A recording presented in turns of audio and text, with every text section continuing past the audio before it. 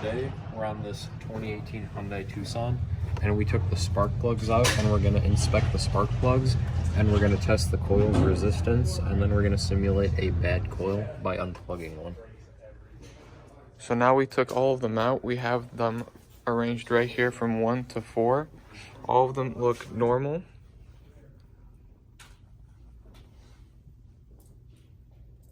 And we're going to check the resistance of the coils next. So right here we have the specifications for the primary and secondary coil resistance.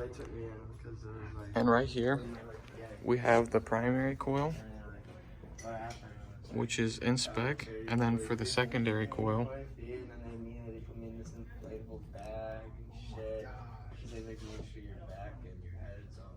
it's also in spec.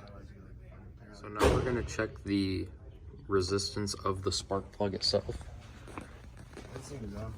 And we have it set up over here, and we're getting about 4 kilo ohms, just like the spec. So this is an ignition coil off my 2007 Nissan Sentra, and it's different than the other ones that we've tested because it has a 3-wire connector. And as you can see on all data, we have power and ground like we normally do, but then there's a secondary transistor inside the coil, so we cannot bench test it to see the resistances of the primary and secondary coils. So now in this Tucson, we're going to be doing a picoscope reading of the ignition coil. Right here we have it connected or back probed to the ground side of the cable, and then we have an amp clamp right here, and we're going to start the car and see the readings. So we got our readings from the picoscope, and as you can see right here, we have the time when the coil is charging up, and it's about 2.25 milliseconds. And then you see right here we have the peak, which is when the spark plug begins to fire. And then from this peak to about here is when the spark plug is actually firing in the cylinder, which is only about 1.7 milliseconds. And then you can see this little fluctuation when the spark plug stops firing. So now we're going to create a misfire, but as you can see, when I click to start the system, it says that it's not supported on the system, so we're going to do it manually by unplugging one of the ignition coils.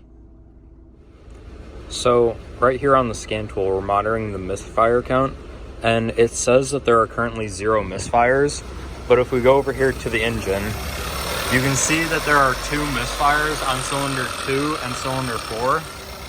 But the scan tool still says that there are 0 misfires. So now we're on this MG here. We couldn't find a VIN plate anywhere or what year it is, but we did find a commission number, but that doesn't really help. We clamped the coil right here. So here we have the pico readings for the MG, and since this is an older system, it doesn't have active dwell time changing. So our dwell time right now was 13.4 milliseconds, which is a lot longer than any of the new school systems.